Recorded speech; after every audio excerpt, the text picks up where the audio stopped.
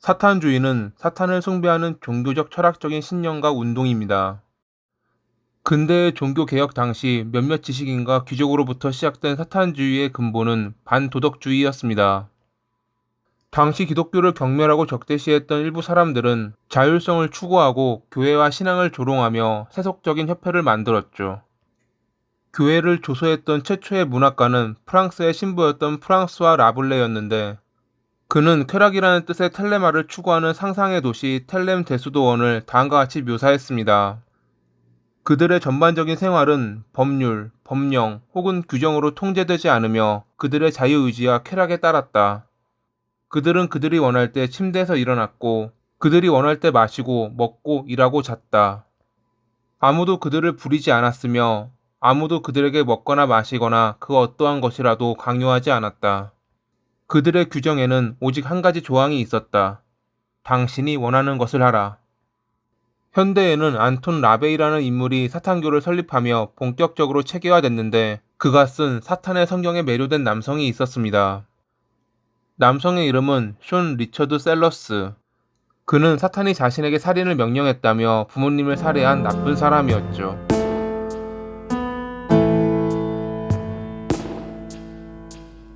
1986년 3월 4일, 미국 오클라호마 카운티에 사는 16살의 쇼는 그날 자정 무렵 2개의 촛불을 끄고 방을 나왔습니다. 그가 끈 촛불은 의식에 사용된 것이었죠. 그런 그의 손에는 계부의 권총이 들려 있었고, 맨발로 조용히 부모님의 침실 앞에 선 그는 천천히 심호흡했습니다. 조심히 문을 열었을 때 낡은 경첩에서 나는 쇳소리는 그의 심장 박동을 빠르게 했지만, 다행히 침대에서 자고 있던 어머니와 계부는 깨지 않은 듯 보였습니다. 침대 앞에 서서 잠시 머뭇거린 그는 결심한 듯 계부를 쏘았고, 총소리에 놀라 깬 어머니마저 살해한 뒤 욕실로 향했습니다. 핏자국을 씻어내고 부모님의 방으로 다시 돌아온 그는 창문 잠금 장치를 떼고 문을 열어둔 뒤 차를 몰아 학교 친구인 하워드의 집으로 갔죠. 하워드 역시 사탄 숭배자였기에 이미 그는 숀의 범행을 알고 있었고, 둘은 밤새도록 범행을 저지를 당시 느꼈던 감정에 관해 이야기했다고 합니다.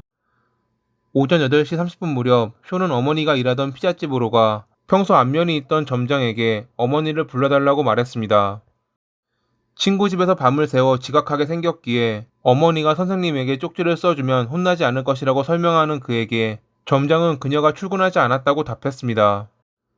몇 시간 전 자신의 손으로 어머니를 살해하고도 이런 뻔뻔한 행동을 했던 이유는 나름 알리바이를 만들려고 했던 것이었죠. 쇼는 점장에게 어머니가 집에서 자고 있을지도 모른다며 가게를 빠져나왔고, 그대로 집으로 가 자기가 첫 발견자인 것처럼 위장해 경찰에 신고했습니다. 처음에는 그의 의도대로 경찰 역시 강도살인에 중점을 두었습니다. 그가 집을 나오기 전 꾸며둔 강제 침입의 흔적 때문이었죠. 하지만 조사를 이어갈수록 경찰은 이상한 점들을 발견합니다. 우선 먼저 사망한 남편은 그가 잠든 상태에서 총에 맞았음이 분명했는데, 대부분 강도의 경우 들키지 않는 이상 잠들어 있는 피해자를 굳이 쏘지는 않습니다. 그렇다고 그들 부부에게 원한이 있는 사람이나 그들이 죽는다고 이득을 보는 이는 존재하지 않았기에 사건을 맡은 담당 형사는 직감적으로 일반적인 범행이 아니라 느꼈죠. 거기에 범인이 침입하는 데 이용했을 것으로 추정됐던 창문의 잠금 장치는 외부가 아닌 내부에서 해제됐다는 것이 밝혀집니다.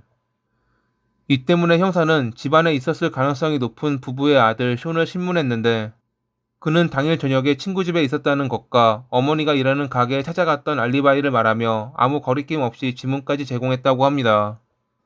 흉기를 비롯해 별다른 증거는 발견되지 않았지만, 오랜 경찰 생활을 했던 형사의 감은 숀에게 비밀이 있음을 가리키고 있었습니다.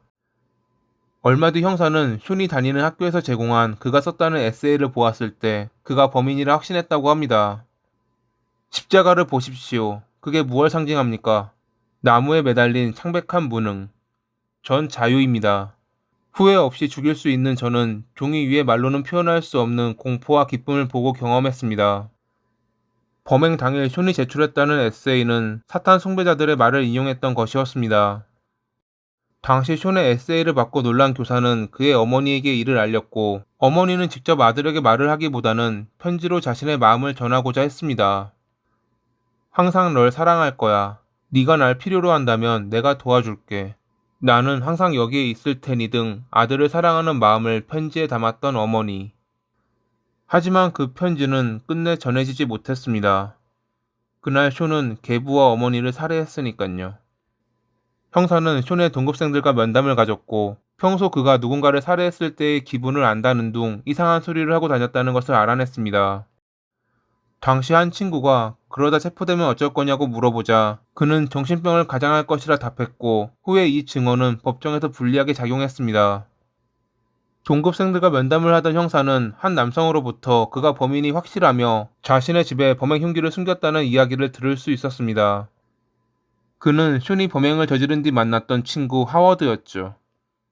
게다가 그는 숀이 1년 전에 인근 가게에서 아르바이트를 살해했던 범인이라며 자신이 그날 그 자리에 있었고 그것을 보았다는 증언까지 했습니다. 그의 안내를 받아 형사는 범행 흉기를 발견했고 결국 그렇게 숀은 살인죄로 체포됐습니다. 하워드가 했던 말이 사실로 드러나며 숀은 3건의 1급 살인 혐의로 1986년 3월 6일에 기소됐죠. 그해 9월 24일에 열린 재판에서 그는 첫 범행에 대해 가게 점원이 자신이 미성년자라는 이유로 술 판매를 거부해 화가 나 살해했고 두 번째 범행에 대해선 안톤 라베이가 쓴 사탄의 성경을 수백 번 읽었더니 사탄이 나타나 살인을 명령했다고 주장했습니다. 변호사는 그가 게임에 중독되었다고 주장하는 등 그들은 사형을 회피하기 위해 할 수 있는 모든 방법을 동원했습니다. 하지만 그런 것은 결국 아무것도 소용이 없었습니다. 배심원단은 그에게 사형을 판결했으니깐요. 한 배심원은 그가 어린 나이에 살인을 저질렀기에 만약 종신형을 받더라도 15년 안에 가석방 내리라 생각해 사형에 손을 들었다고 말했습니다. 결국 오클라호마 재판부는 배심원단의 판결대로 사형을 선고했고 쇼는 항소했지만 끝내 그의 사형은 확정됐습니다. 수감 중 기독교로 개종한 그는 1999년 2월 4일 형이 집행되던 날 하나님에 대한 찬사와 모두를 사랑한다고 말하며 형장으로 향했다고 합니다.